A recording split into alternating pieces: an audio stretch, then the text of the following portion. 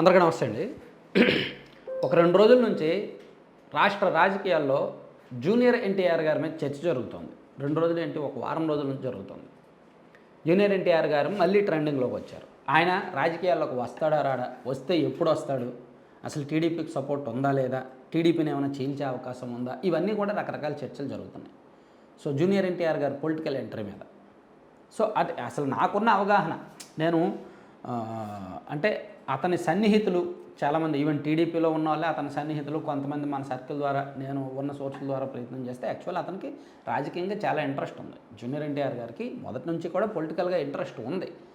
కాకపోతే చంద్రబాబు గారితోనూ ఈ ఫ్యామిలీతోనూ ఉన్న చిన్నపాటి ఈగో ప్రాబ్లమ్స్ కావచ్చు, లేదంటే సఖ్యత లేకపోవడము, లేదా అది అంటే అవి పెద్ద గొడవలేం అవ్వాల, వాళ్ళకి వీళ్ళకి గొడవలు ఏమి లేవు, చిన్నపాటి సమస్యలు, చాలా చిన్న సమస్యలు.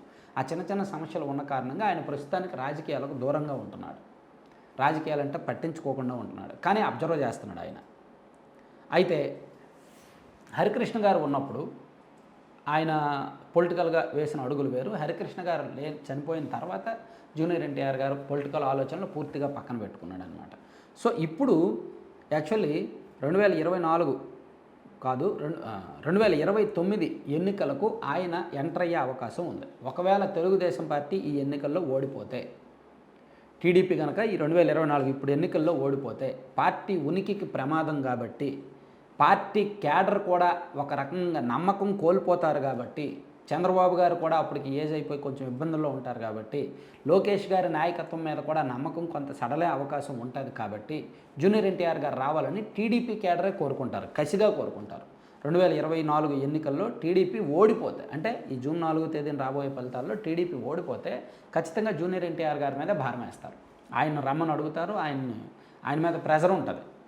సో ఆయన మీద కూడా కొంత బాధ్యత ఉంటుంది. ఆయన కూడా గతంలో చాలాసార్లు చెప్పాడు, మా తాతగారు పెట్టిన పార్టీ మా పార్టీ, నేను ఆ పార్టీ కాకుండా ఇంకో పార్టీ ఎందుకు ఉంటుంది, అది ఇదని, నేను ఆ పార్టీలో ఎప్పటికీ కార్యకర్తను అన్నట్టు ఆయన గతంలో చెప్పాడు. సో అంటే టీడీపీ ఓడిపోతే ఆయన 2029లో రావడం తథ్యం, వచ్చే అవకాశాలు పుష్కలంగా ఉన్నాయి. ఒకవేళ టీడీపీ గెలిస్తే ఖచ్చితంగా జూనియర్ ఎన్టీఆర్ గారిని పట్టించుకోరు, ఖచ్చితంగా పట్టించుకోరు.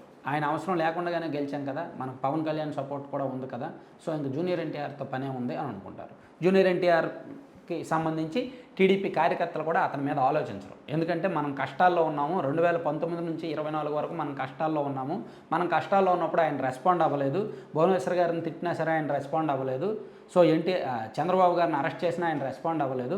అటువంటిప్పుడు ఆయనతో మనకు పనే ఉంది, ఆయన పని లేకుండానే మనం గెలిచాము, 2024లో మన పోరాటం మన కసితో మనం గెలిచాము, ఆయనతో మనకు పనే ఉంది అని ఆలోచిస్తారు. సో అప్పుడు జూనియర్ ఎన్టీఆర్ రాక మీద పెద్దగా సీరియస్గా తీసుకోరు. కానీ ఎన్టీఆర్ రావాలని ఉంటుంది కదా, సో 29 నాటికి ఆయనకు కూడా సినీ రంగంలోకి వచ్చి ఒక 30 ఏళ్ళు పూర్తవుద్ది నాకు తెలిసి. ఆయన 99 ఫస్ట్ కాబట్టి 30 ఏళ్ళు పూర్తవుద్ది కాబట్టి ఆయనకు కూడా ఒక ఏజ్, సర్టెన్ మిడిల్ ఏజ్లోకి వస్తాడు కాబట్టి ఆయనకి ఇంట్రెస్ట్ ఉంటుంది, వచ్చే అవకాశం ఉంటుంది. ఏ కోణంలో వస్తారు, టీడీపీ గెలిస్తే ఏం చెప్పుకొని వస్తారు, టీడీపీ కాదని వేరే పార్టీ పెట్టలేరు, లేదా వేరే పార్టీలోకి వెళ్ళలేరు. సో పార్టీలో ఏదో ఒక బాధ్యతలు తీసుకోవచ్చు. లోకేష్కి ఇష్టం ఉండదు, ఓపెన్గా చెప్పుకోవాలంటే లోకేష్కి అయితే జూనియర్ ఎన్టీఆర్ పార్టీలోకి రావడం ఇష్టం ఉండదు. లోకేష్ గారికి ఇష్టం ఉండకపోవచ్చు కాక, అది చిన్న కారణాలే, పెద్ద కారణాలు కాదు. కానీ ఆయన రావాలని ఆయన అభిమానులు కోరుకుంటారు, ప్లస్ ఇంకొంతమంది కోరుకుంటారు. కాబట్టి కొంత చీలిక ఏర్పాటయ్యే అవకాశం ఉంది, వచ్చే అవకాశం ఉంది. ప్లస్ వైసీపీలో ఉన్న కొంతమంది, కొడాల నాని లాంటి వాళ్ళు, వల్లభనేని వంశీ గారు లాంటి వాళ్ళు, ఇంకొంతమంది కూడా జూనియర్ ఎన్టీఆర్ని రెచ్చగొట్టో లేదంటే ఆయనకి చెప్పో, ఆయన వేరే విధంగా ప్రెజర్ తీసుకొచ్చో ఆయన రాజకీయాల్లోకి తీసుకొచ్చే అవకాశం ఉంది. సో కారణం ఏదైనా జరగవచ్చు, అడుగులు ఎలాగైనా పడవచ్చు.